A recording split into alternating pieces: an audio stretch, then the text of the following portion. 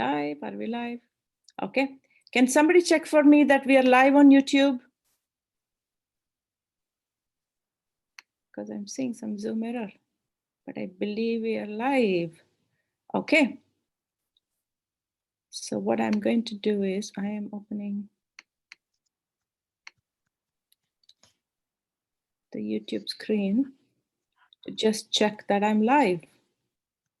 And you'll see hear my echo for a minute, so bear with me. Okay, we're live. Okay, awesome. Okay, I see somebody watching already. Okay, hello everybody. I'm Sudha Jamthe, and this is our fun session of the week, our weekly Wednesday live. I'm joining you here first thing in the morning from Silicon Valley, and you can see people here. I don't know, when I point here, I see people up here, but I don't know if you're seeing that differently. But we have some guests, and I have one of my students here. We are going to have fun. So if you're new to this, if you're joining on YouTube directly, then you will see the window where you can introduce yourself, you can type and ask questions.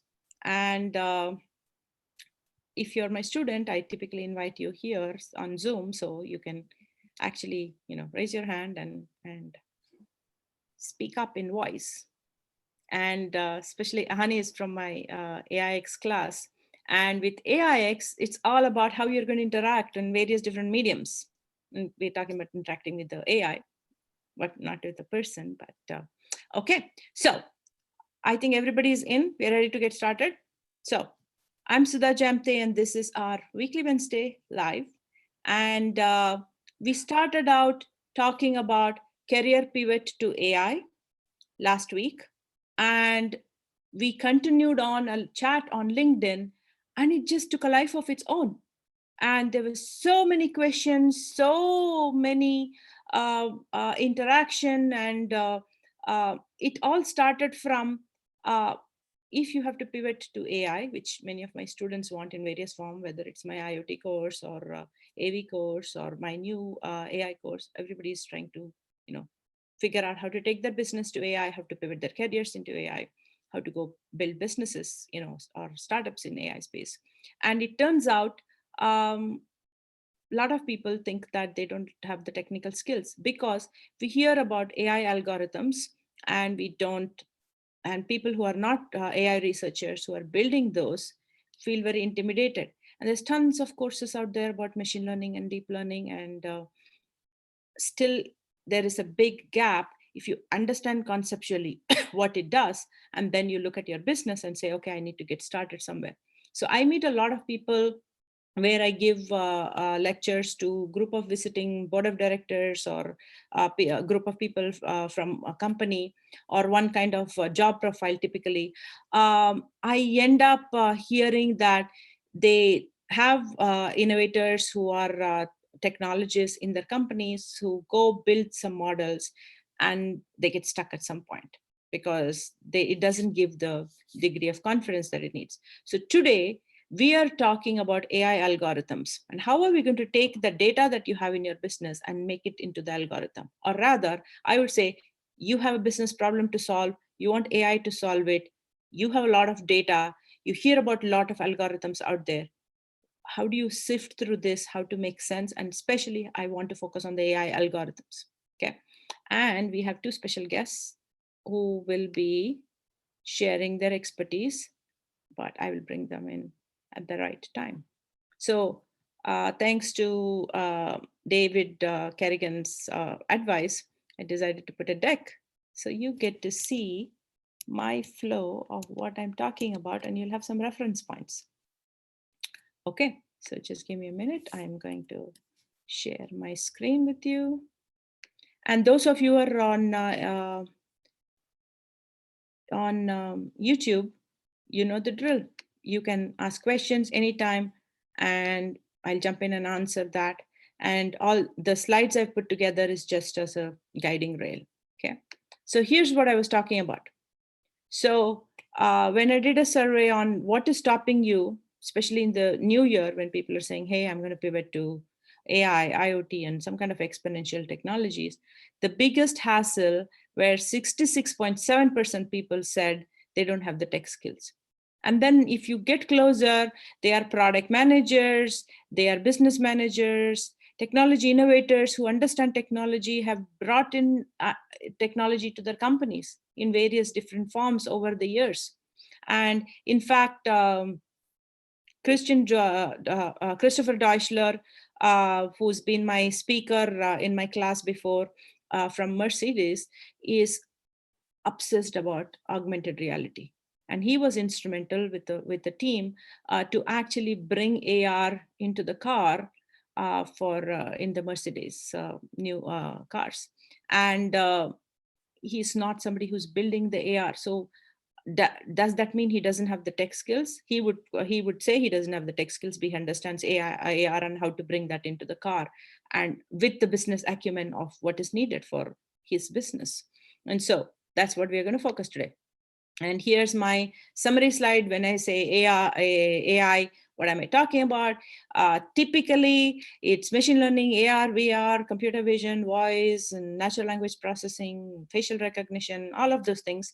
But for the purpose of our discussion today, I'm going to focus on this big bubble in the center, machine learning. Okay. And then since we are talking about, hey, how do you use this in your business? How do you go pivot your jobs? I love to put this out there. There's thousands of jobs. This is like 2,700 jobs, 2,700 startups in the AI space, and every company, big and small, are working on AI in some form. So that should be motivation. So I said we're going to focus on the big bubble in the center, machine learning. And so what is machine learning? Previously, when you as a technologist said, hey, I want to bring this technology to my company, I want to web enable my business, mobile enable my business, you had software programmers who would build the code and build the idea of the product that you want that will create the experience for the customers. And machine learning is about not programming, but getting the computer to come up with a program in a simplistic sense. So what you do is you have, this is again, I'm specific about job roles since you are interested in that. We have the researchers who are data scientists, who understand stats models, who basically would take data in the form of numbers or images or the camera, videos from cameras, what am I missing? Sound, voice, all kinds of data, and general spreadsheets of your customer data, all of them. And then they feed it into some kind of model to create a pattern, and they'll come up with a computer algorithm. And that, think of it at the output as a piece of software. It's called an inference model. But that model is capable of predicting something that you want the machine learning algorithm to do. So essentially the machine learning algorithm is just going to make a point decision. It's not going to do something humongous, though it has the power. It is going to say, should the self-driving car move forward or should it stop? In the sample set of images that I'm looking, am I seeing something different? Is there an anomaly? It could be a blood sample set, and it could be a pathogen, or it could be a nanobot zooming inside your body and collecting pictures from inside your body. And that's the image that the machine learning model is looking at, and it's saying, okay, this looks like this cell looks abnormal, and that's how you can spot cancer. So and I'm giving you healthcare data. It could be customer segmentation. You want to group it, and you want to arrive at which customer am I going to give some kind of discount during Thanksgiving. And all of that comes down to decisions and point decisions. So what we are doing is we are changing our thinking of programming to a very different way and saying everything is going to be a point decision. And you say, statistically, is this a good way to go? Yes or no? And then the model makes the decision. Then we have more models which will do more things as you build that out into a whole product experience. And that is the new way of using machine learning to do that.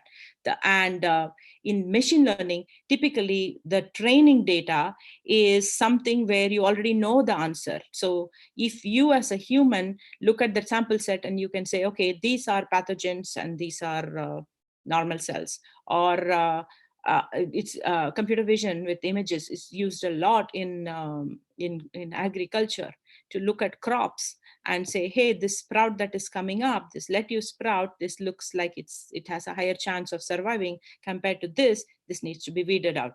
And that decision is actually done by machine learning algorithms.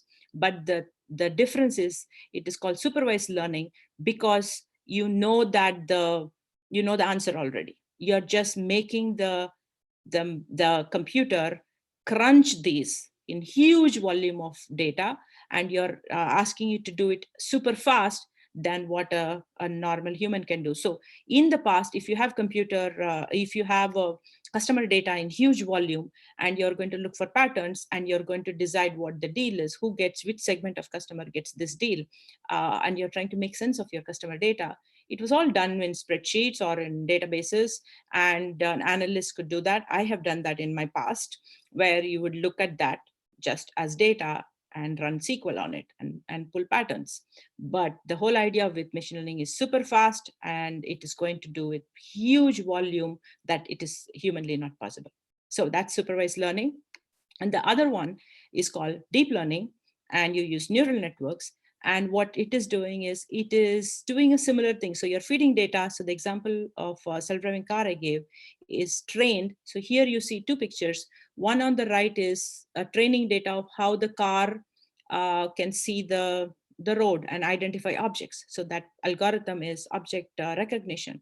And they feed a lot of images, but actually they feed videos, which are basically multiple images in a flow, and show that this is a car, this is a car, this is a car. And if you look at it as a human, you can spot the car, but for the computer, there are trees, there are these white marks on the road, and the road itself is something, right?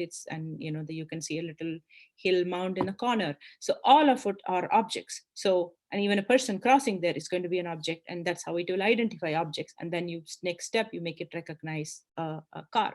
And for that is one. And on the left side is where it is learning traffic signs and says these are various different signs and what they mean.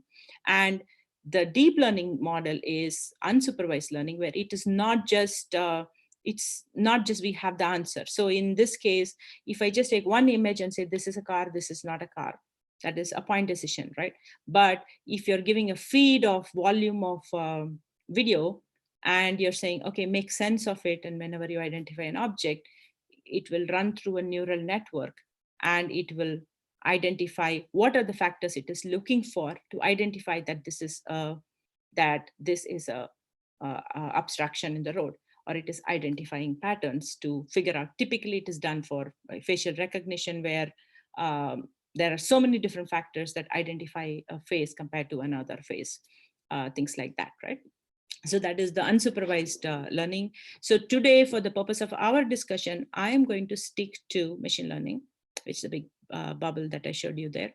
And I tend to go towards computer vision and images as my favorite example, but we can stick to regular data too, okay? And I want to show you, since I said we are going to talk about algorithms, the three common most algorithms that is, you can do a lot of different things. Basically, you're feeding the data to the computer and making it sift through it. So when you say algorithms, the most common one, if you take a course on Udacity or Coursera, or if you go to EDX, these are all online sites, not mine. Mine is called Driverless World School. You go any of these, and you can take short courses, or you can take a nano degree. In fact, EDX has a lot of machine learning courses from various different universities. So you kind of get the university, the MIT X or Harvard X or CMU X, and you get that certificate from them. All of them teach you machine learning.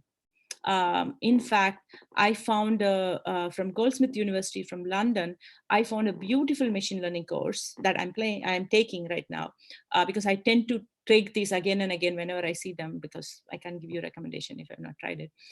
This is machine learning for musicians and artists.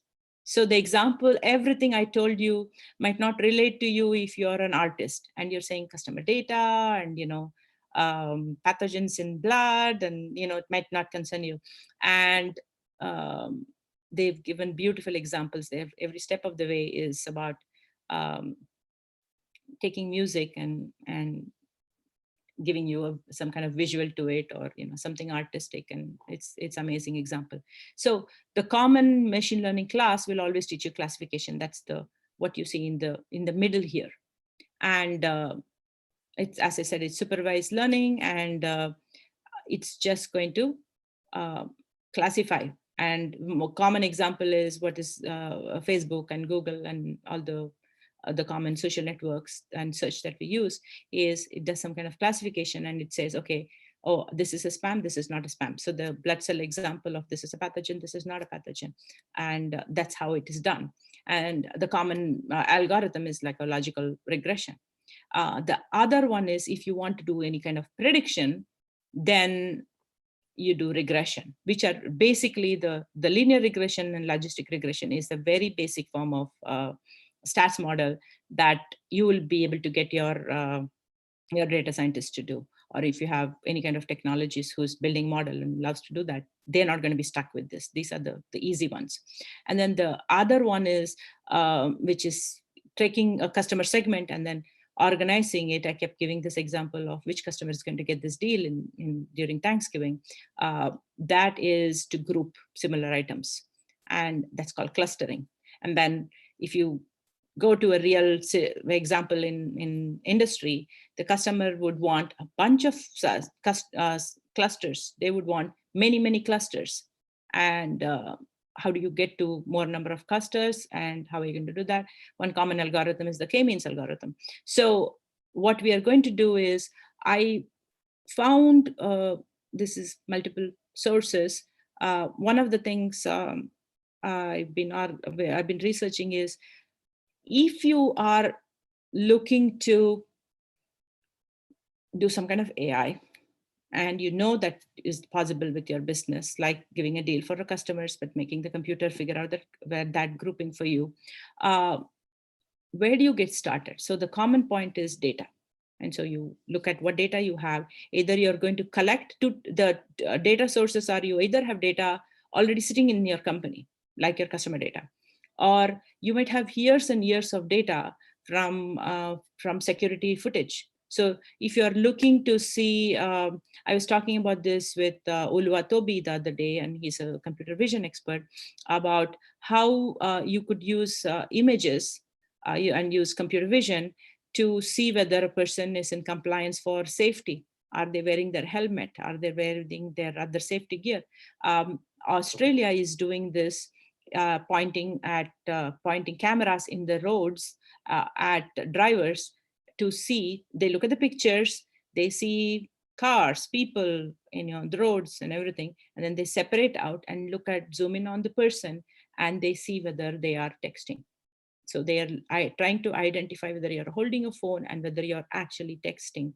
And so it's not just, so if you think of this as an algorithm, the algorithm is doing object identification from camera reams, which is images. And from there, it is going to identify a person. So even my security camera out home, with Nest, it identifies a person and it says a person is at your door. So it can do that much. The next step, they're not interested in just doing facial recognition and invading your privacy. They're here to make sure that you're driving safe and not being a hazard to other people on the road. And so now it is looking for, okay, I see the human. Do I see a phone? It cannot be like you have a phone mounted and it says, I see human and I see phone. And it has to see the human and the phone together. And then it's not enough if you see together. I need to be texting to be caught. And so it's looking for gesture, whether it shows that this person seems distracted and is bending down and is texting. So it takes those images, must have trained it and build the model. Now the model looks for anomalies, right? That is, everybody's driving, I see a lot of humans and a lot of phones, but I see the phone associated with a human, and this person seems distracted with driving. Their posture tells me that they're driving. Now they need to get a ticket. And so that's how that algorithm is done. So going back to the example in your work, you might have data that is sitting already, like customer data. Typically in companies, it is going to be sitting in different places, right? Based on what business part of your business is using that data, you're going to have it's somewhere sitting in some kind of business unit, or IT might have access to the broader data. So it's in a lot of silos. The second thing is this real-time data, like the camera data. So the distinction is whether you're going to be using historic data that is already stored, or you're going to be using real-time data. The difference matters because if, so in the case of the Australian DMV trying to identify texting drivers, they had to get an algorithm which was trained using similar images. So they didn't have to take images, real images from the road and start this project afresh. Instead, they basically must have gone with some company which said, hey, I have a model which can identify humans. I can take this further and can tell you text driving. And that is one way of looking at it. People typically say, okay, data, and then, where's the data, historic data, I don't have enough data. And, that's a common thing I hear. So there are and the other thing I hear is people say, hey, you're coming from Silicon Valley, what model can I use? Show me what algorithms are out there that I can just solve a business problem. So the important distinction is it something that is like a standard thing as identifying a human and things like that, that you can break down the problem that you're trying to solve? So there is some algorithm as a starting point that you can use. And then you have to modify that algorithm to make it work for you. The second thing is that you already have, this is majority of the case, that you have tons and tons of data. So in manufacturing, you have historic data of all the manufacturing schedules and quality control, and historically how much was shipped and how much was produced and everything, right? So you have tons of different databases which are not talking to each other usually, but you have historic data of production, historic data of your supply chain, historic data of, even the example I said about identifying pathogen in the blood. NIH, this is our national, this is our health department, not NIH here, has tons of data which you can use straight away from their site. And yes, you could say it's historic, but it's just sample data. And there's tons of public data set that you can just go use to, even if you're going to figure out which algorithm. Okay, before I bring my guest, I'm going to show you one more thing. So we spoke about data, two types of data, real-time data or historic data. That's what is going to feed your algorithm. These are the three common types of categories of algorithm. Okay. So you could get data, you can get a model and then build on it to train it, or you might have to start afresh. But even if you start afresh, if you're going to do, say, classification or regression, you're not going to start this problem saying, I want to do classification, I want to do regression. So I still want to talk to the data scientist who's building this algorithm today. Okay. And I want to talk to the business person who's going to work with this person who's building the algorithm. So bear with me for a minute. When you're thinking about building the algorithm as a data science person, so the most common thing is you do linear or logistic regression. But there are many other types of regression. So I've been collecting case studies for my upcoming book called AIX. And I was talking to, and one of the case studies was from a oil and gas company, which uses 2,500 sensors and collects the data, and then is trying to sort it, to make some prediction. And they're using stepwise regression. So there are different kind of algorithms even in regression. And then when you do prediction, there's again many algorithms. So the KNN or K-nearest is the most common one. So the typical process, how people go through, is something we are going to dig deeper and get into. What I find is people are always starting somewhere, iterating and changing different algorithms. This is the actual data scientist. You say, here's the data, help me figure out a pattern. This is what they're doing. They're actually iterating and playing with it and saying, no, we have not got to a degree of confidence that we can actually say that this machine learning algorithm is going to make decisions correctly. We need to change the algorithm. So it could be that you don't have the right data, you don't have enough data that is feeding the algorithm, or that you might have to switch the algorithm. So that's kind of the the place that I see. And then it's very frustrating because people feel, hey, we don't have the tech, who knows what they're doing, because they've not given us the solution. Or they might say, we don't have the data because we don't have enough data feeding. It's possible that both of them could be, or it could be a problem that you're dealing with. Okay, so I want to pause here out and get out of the shared screen.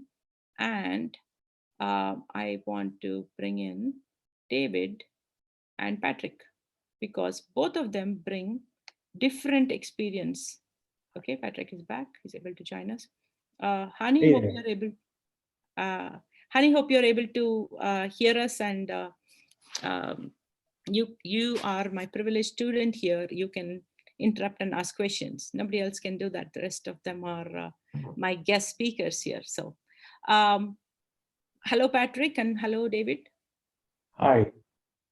Okay. Yes, somehow I'm not able to get my video on, but is that all right? Yeah, I don't see option to turn the video on here. Okay. Okay. So then I'll be the mysterious voice in the background. Hello, mysterious voice in the background. And David, we all know David, and he usually joins us on YouTube, and with his wise comments and questions.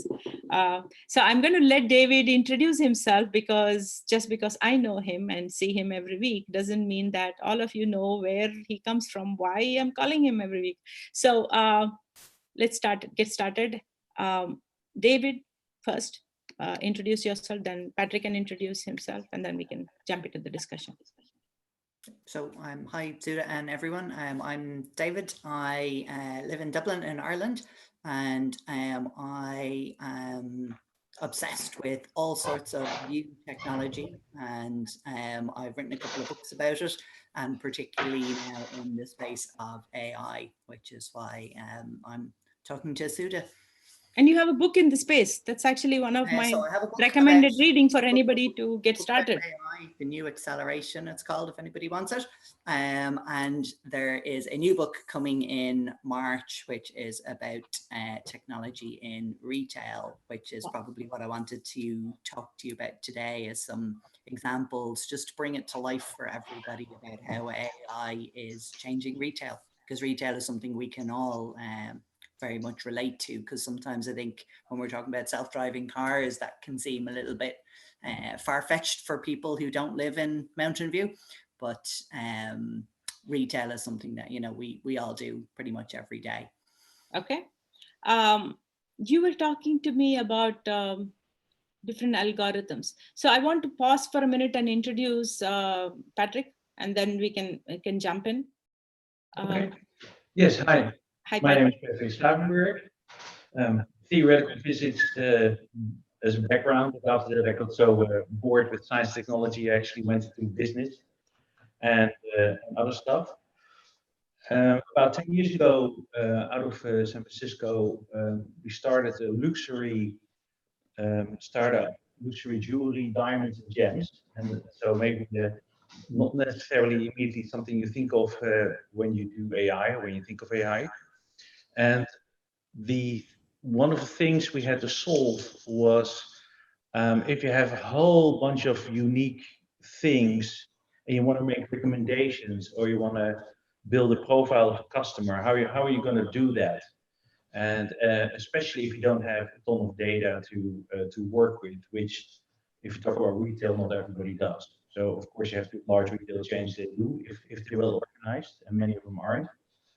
But let's say mid-sized companies don't always have enough data to throw deep learning at it, or just, you know, a whole bunch of algorithms and then something will pop out because data is not big enough. And so then you have to sort of use some domain knowledge, some understanding of the customers, and somehow build a hybrid system that where the system is kind of makes use of heuristics that you can't get so quickly from the data itself. And it's interesting because right now there's a huge debate in the deep learning community, or rather between the deep learning community and the symbolic AI community. And symbolic AI is sort of the old-fashioned artificial intelligence, where a system can reason, can use common sense, can find causality, and that's all kind of stuff that the current machine learning algorithms can't do. And so the question is, can we get a reasoning system that answers your questions, business questions, for example, business intelligence questions, but then on the data science AI level? Can you build that purely based on machine learning and data, or do you need to build in what Gary Marcus calls innate knowledge? And so we work with that a little bit on a very simple level. I'm not saying we all had a ton of PhDs work on it, but we try to make that kind of combination, because the real world is really too complex for just throw a whole bunch of data in it and then the system will magically figure out how this complex world works. So Patrick, I'm going to stop you for a minute, because I want to come back to the discussion. You've given lots to think about. I want to go back to David, because David got me excited about AI being used in retail in many interesting ways. And so I'm going to give it back to David. And David, tell us about how AI is being used in retail. And I want to hear about it, and then we can talk about, here's the business case and where's the data, what's the algorithm, and we'll go from there. And I've not done justice to different kind of algorithms. So what we are going to do is, right after this, we'll finish by 10 o'clock here in Pacific time, in 1 hour from when you got started. Then I'm going to continue this as a LinkedIn chat that we've been doing. Charles and I have been doing this for the last few weeks. So that's what we'll do. And the link for the LinkedIn chat is also on the same place where you got started, in Driverless World School under live stream lessons. Okay. And what I'm going to do is, just to remove distraction from here, I'm just going to take myself off video also. And in fact, it might be easier if I did this. It's better than just giving my name here. Okay. So with that, and David, I'm going to make you a panelist so that you can have better access to the screen. And then you can share the, if you want to share something, you can, or you can just talk. Okay, tell us about retail. And I'm going to interrupt only to see if there is question from anybody from YouTube. Okay. Oh, feel free to interrupt if you have any questions. I think just before I give the example of retail, just one piece of context I think that might help some of the people listening in terms of how to think about AI. One of the ways that I talk to my clients about AI is that people, once something works, once a business solution works, people stop thinking of it as AI. They only call it AI when it's some mysterious thing that they don't really understand. And the important thing to realize is there's plenty of practical business focused AI that's out there today, every day, that people interact with, that they don't tend to think of as AI, but on a technical level it is. So it's not some unattainable academic thing. It's genuinely available for businesses today, which I think makes it far more exciting. So that's a very interesting perspective, which is true, because when I'm talking to business people, they think of it as a business solution once it works. Yeah, and after that, calling it AI. Then they forget, and especially the whole concept of the AI is that it's constantly learning, and there's more data, and there's more data from the interaction from the sensors that can potentially feed the AI. In fact, in my AV data course online at Driverless World School, this has been one of my focus on, okay, so you have data, you're building the model, now you're doing something interesting with it in the car, now what? Now you put the AI model. The real value sometimes to the business comes only from the human interaction. So that's why, Charles and I run this other course called AIX, which is about the human interaction and designing for the human. So the reason I interrupted is because there's a lot of people out here on YouTube. There's a big discussion going on. So I'm just going to jump in. Dalton says hello, and Dalton's joining us from Sao Paulo. And Richard is here, Richard Myers. Thank you for joining us. Dalton says, don't agree that we do not have the tech skills. Don't agree that Not having the tech skills can stop someone to deep dive into emerging technologies. That's the beauty of digital transformation, about working in multidisciplinary teams. That's good. I hear from many people who believe that they don't have the tech skills, and then they don't, they can't really go deeper on that. And in fact, I tell all my students who come for self-driving car course, saying, go take Lex Friedman's course online, go look at the entire lessons, and it doesn't matter even if you're not the hands-on programmer, you will get to know what actually the cognition algorithms are about. So, but most people do tend to get intimidated, Dalton. I know you play with a lot of things, so one of the things is I'm focusing my AI courses on product managers and designers, because they are not the people building the actual algorithm. So thank you for saying that. Dalton also says product management is part of the chain, the flow of delivering product and service to solve a problem or even create a necessity. Yes, totally agreed. And winner squads have engineers, devs, architects, project managers, and he's given a whole bunch of professionals, each with their whole knowledge. That is the reality. And any of us who come and work in a team contributing to that know that. So it's good to know that, if you're a PM and if you're a business person, you are, in any of these different roles, you're a designer. No one person can do just to get the solution. They could maybe build a model, but they cannot get to the solution, or they cannot get it in a way that the solution works. There's tons of AI. I tend to get kind of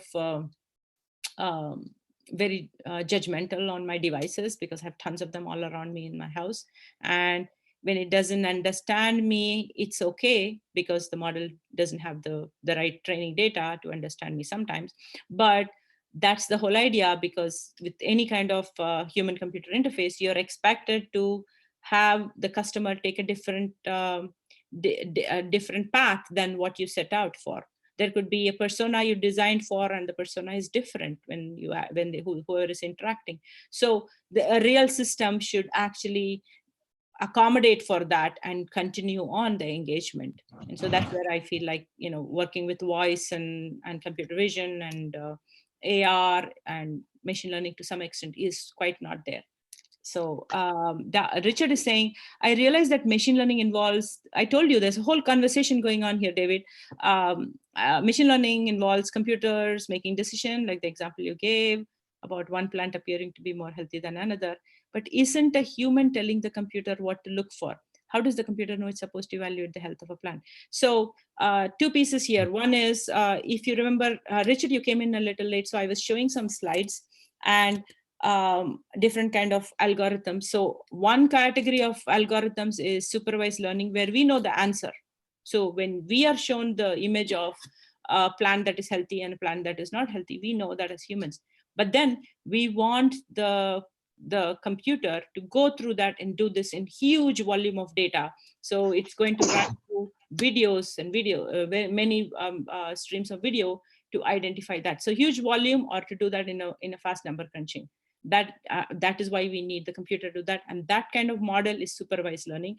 If it is doing facial recognition or identifying something that we don't know even how to do that, we might know that intuitively of humans, but we cannot break it down and say, when you identify a face, it is by the eyes, it is by the cheekbone, it is whatever, right? And it's going to do that by doing neural network. And for the purpose of today's discussion, I'm not looking at layers and nodes in neural network. We could do that another day if we get to that.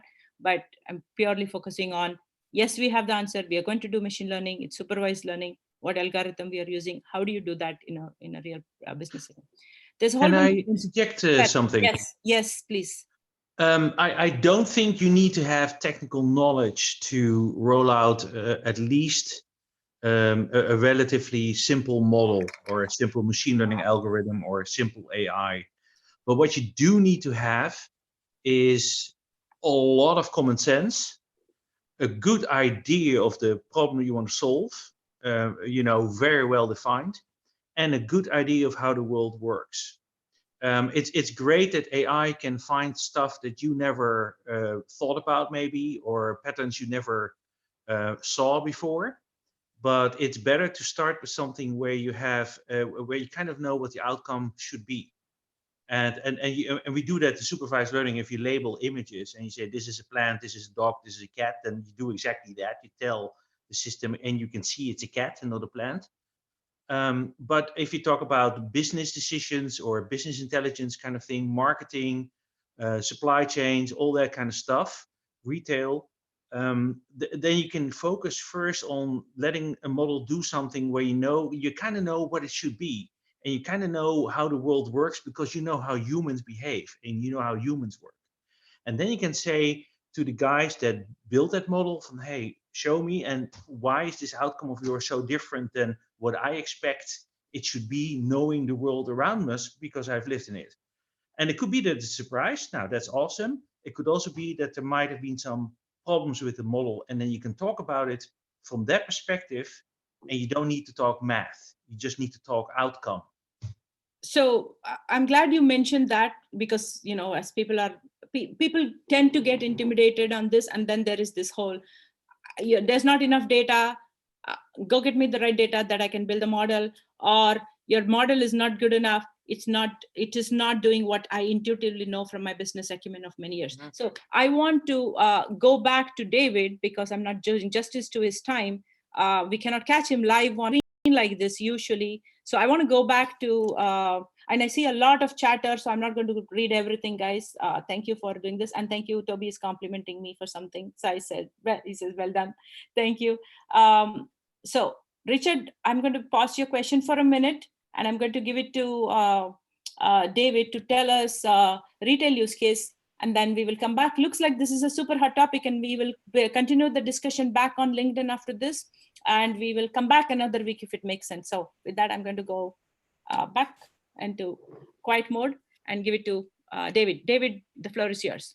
Yeah, so just one kind of quick example that I think everybody can relate to and possibly won't be familiar with. So I find it quite amusing when I'm talking about AI with customers that one of the examples I give is McDonald's, because who would have thought that, a fast food restaurant would be a great example of AI. But one of their interesting use cases is for drive-thrus. And they've replaced all our old menu signs now with screens. So when you pull up at a McDonald's now, there's a screen there, it displays the menu, but that menu is personalized to you. In the drive-through. In the drive-through, yeah. I never go to McDonald's, so I would never know. I know it's not everybody's taste, but I think at least it's something everybody's familiar with, whether they like it or not. But I think the key thing is, you wouldn't have said necessarily if they were automating, you might think, they'd be automating doing the fries or flipping the burgers or something, but they're actually automating what gets displayed on the menu. So each time you pull up now, that menu screen is personalized, and it's personalized based on a huge number of factors. So they decide what gets shown based on like the time of day and the weather. So obviously there's McDonald's all across the country, all across the world, but you previously had every McDonald's displaying the same menu, which doesn't make sense in different climates. So it also doesn't make sense to display the same menu when different outlets have different products in stock. You could be displaying on your menu a product that isn't actually for sale. So in India, for example, McDonald's, I think only in India they have the veggie burger. So they have the Maharaja burger, which they would not have anywhere else in the world. But even on a local basis, where one McDonald's on one side of town might have run out of bacon, so they can't do bacon cheeseburgers, and that would still be on the menu, whereas they might have lots of bacon in a different outlet. Yeah. So what they can do now is actually display based on what's in stock in that local store. They can display based on the time of day and the weather. And that's one of those crucial things when we talk about data and having data available in your company. You may think you don't have a lot of data, but there's a lot of simple data out there, like the weather and the time of day, that everybody has access to. And that then can be put with your sales data to be greater than the sum of its parts. So McDonald's can display on their menu at the drive-through, if it's a warm day, they can put more cold drinks If it's a cold day, they can promote the hot drinks. So there's gives them business value. And it's to the point where McDonald's spent over $300 million last year buying a company called Dynamic Yield that powers those displays. So, David, I want to ask you something. Since we were since this focus today is to talk about the models, right?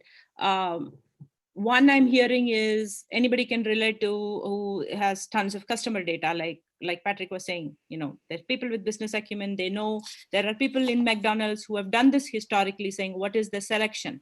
They didn't have the opportunity to present a dynamic display in a drive-through window, which is a unique product, right? But what was feeding in terms of the selection and where they would give deals and what they would display prominently in menus and all that was done using this data, and they've had the data historically. So they're going to historic data of customers.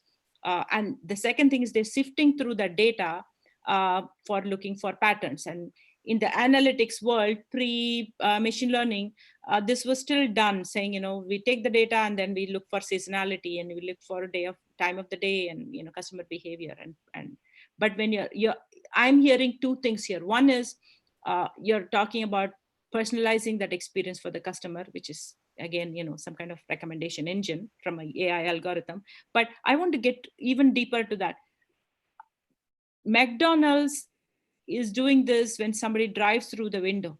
So if you think of a product you're building in any sense, right, there's got to be some identity. They're not doing facial recognition. They don't know that it's not people just with McDonald's app.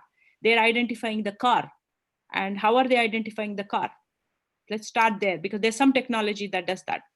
Yeah, so in certain states, and it does vary based on local laws. So in some states, they just personalize based on the time of day and the local weather and the local stock. But then in some states where it's legal, they do automatic number plate recognition. Wow. So they have a camera watching the car drive up and they look at the number plate. So it's, you know, not a huge invasion of privacy in that it's not personally identifying you, but what they're identifying is they've seen this car before, and then they can look up what that car has previously ordered, and they can then make some inference from that and have that as an extra parameter feeding into the algorithm then to make the even more personalized recommendation. So from I was talking about how when we are thinking of business solution, building an AI into your business, people go look for a ready-made AI, or people say, I have historic data, right? And they kind of look for an algorithm that will answer them. In this case, when they are looking at historic data, sifting through that, they're building a recommendation engine. There are algorithms ready that I listed a few. They must be testing them out to see what is the right algorithm that solves their problem, right? In terms of adding that extra variable of personalizing using the number plate, and I'm sure people will disagree whether it is a privacy invasion or not, but the algorithm by which you can identify a number plate and know that with a degree of confidence exists. That is actually public, actually in open source, there's open data sets that's available. There is open sourced models that would do that. So one option they've started with, okay, we can identify number plates using this existing model, and we just do that. I don't think they're feeding more of the data of their own customers. So they have a camera that is looking at the number plate. They've used an existing model that will identify number plates. I was talking to one of my mentees who's super excited about machine learning, and he wanted to do this number plate recognition, but for Vietnam. And then when I dug into that open data set, and I'm happy to share that, I mean, we continue this on LinkedIn because that's a better place to share the links. And I'll tweet these. That's what I usually do as a follow-up. I'll tweet the links we're talking about, but I'll also put it on LinkedIn. We continue the conversation. I find that identifying number plates in India is going to be different from identifying in Sweden versus US, you know. So there are these models that are, that's the whole idea of AI, because it's going to work with whatever data it's fed, and it's narrow. So if you're in Africa, your number plate recognition model exists because they're super smart machine learning researchers in Africa who are saying, hey, we don't, this is not working for our country, our region, our situation, our food, and they're adding new models. So I wanted to pause and say, identifying the number plate is existing algorithm based on open data sets out there. You buy that or use that, and then the bulk of the work that McDonald's in this case is doing is recommendation engine.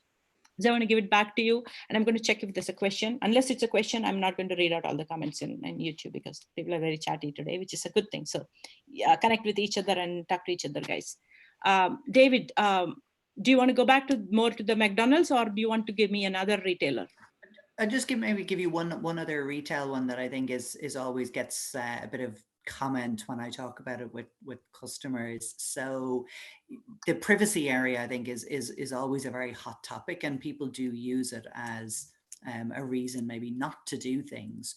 But I think what's very important is to look for creative ways around it where you can still get business value, but without challenging people's privacy. So there's a startup in London called Hoxton Analytics that I think is fascinating, where what they've done is they've gone into retail stores and they put cameras in to watch the people. So you might immediately worry and say, oh, that's privacy. But what they've done is they've actually put the cameras at ground level. So what the cameras are doing is watching your shoes. And they've built a proprietary image recognition algorithm to classify shoes. And from the shoes, it then infers the age and the gender, and it can follow that shoe around the store and give the retailer incredible analytics about what path people are following through the store. What are the individual dwell times? Which shelves are they standing in front of for longer than others? Is a particular customer then, have they seen them before? How long are they spending in the store? What's the wait time at the till? So it gives them all of these analytics, all of these metrics, and it pretty much gives them the level of detail that an online operator would have, but moves that into the physical world.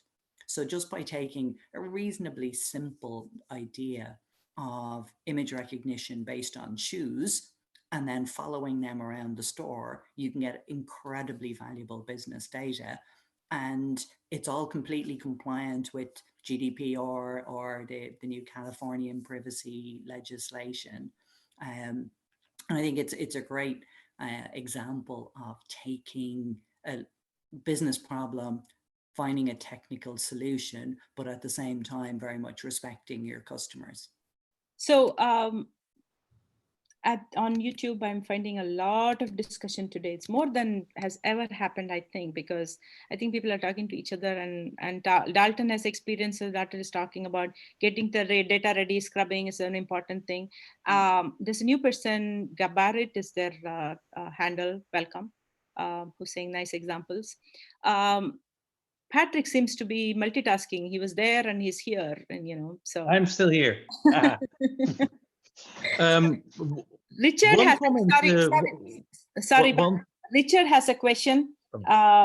He was actually talking to David when he was saying we have McDonald's looks at the weather to decide whether the weather is cold and offer warm drinks.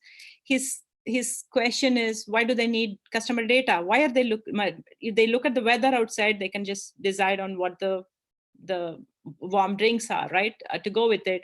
How is that tied to the customer data? So he wants to know, is there something they do, which is an example you can give, that uses the customer data very uniquely? They have to use their own data. It's not like Burger King's data or somebody else's data, right? Or just a weather feed. So he wants an example on that. Yeah, so what they can do is they can, in the cases, say, where they have the number plate recognition and they've seen the car before, they know what your previous order history is. So if they know that you typically order a medium-sized meal and you don't typically add an ice cream to it, they can then promote the idea of supersize to you. So they know that, you know, you typically don't do it. And what they can do is they can do a promotion. So they can say, you don't normally supersize your meal, or you don't normally add an ice cream, but what we want to do is get you to try that. So we will give you, you know, a 50% off, or so they do dynamic pricing then based on what they think might be enough to tempt you into a bigger spend. So I want to jump in. We are almost at the end of the hour. So two things, we are going to continue this conversation on LinkedIn. And last time that LinkedIn link was not right, there was some confusion. Go to Driverless World School and you would see where you came in and you saw the YouTube link. On the right is the LinkedIn link. And I will also be sharing. So if you miss it, go back to my profile, Sudha Jamthe, find me on LinkedIn, and the chat you can continue on. The second, I just wanted to add one thing to what you were saying. One of the favorite interview questions we had in eBay when people interviewed for analytics positions was this thing, right, in retail, when they are deciding what they're going to show you as a deal next, right? There is a lot of information from your customer behavior, but it is not just the technology or the data that is saying, hey, this is possible. There is always the business person who has a goal and who says, based on that, give me the algorithm, tell me whether your data can do this. And that is kind of lost in the din when we get all excited about AI and how we are going to go implement AI in our businesses. Because one example is in the same retail example. So you're given a coupon after your purchase, or you're given this customized view. There could be a goal. They say, this customer never buys ice cream, but I'm going to see whether I can upsell ice cream to them. How do I get them to buy more ice cream? So the business problem might be, I want to sell more ice cream. Who has a higher propensity to click and accept that? Get me that customer segment. So then it becomes a clustering problem. The other thing could be that this customer who actually bought this, people who bought, people who brought fries tend to buy ice cream. So then you see the correlation between the different products, and based on that, you end up giving a recommendation. So it could be a recommendation algorithm that is based on items, or a recommendation algorithm based on user behavior, or it could be a clustering algorithm, but it is not starting from that. It's starting from, do I want to sell more ice cream? Do I want to sell ice cream to the user who never buys ice cream? Do I want to actually see what can I sell to this customer based on their past behavior, so that we can optimize their conversion, get them to buy more stuff? I just hate to keep giving the McDonald's examples. So buy stuff from a retailer. So that's one thing to remember, that finally it goes back to the business case. I think this topic we've not done justice, so we'll continue back next week. But if you are available, please come join us on LinkedIn and we will continue the discussion. And I will see you online. Okay. And thank you, David, and thank you, Patrick. And we'll do justice to your knowledge in the space. In fact, David, you mentioned that you have a retail book coming up. Is that something? Maybe you can come back when you have the retail book, and you can talk to us about more interesting retailers, because we didn't even talk about Starbucks, who's everywhere about using AI in retail. So maybe I can bring you back in to talk to us again. Sure. Okay. And thank you, Patrick. Thank you, everybody. And I will see you back on LinkedIn in a minute. And the way you do LinkedIn chat is you just come in, add a comment, question, tag somebody, and it's a very different way of doing it. It's a comment thread, but it's live, and you get to interact with amazing people. So let's get started. Okay. Thank you. And I'm going to pause. And thank you, everybody who joined us on YouTube. And I will see you on LinkedIn soon. Okay.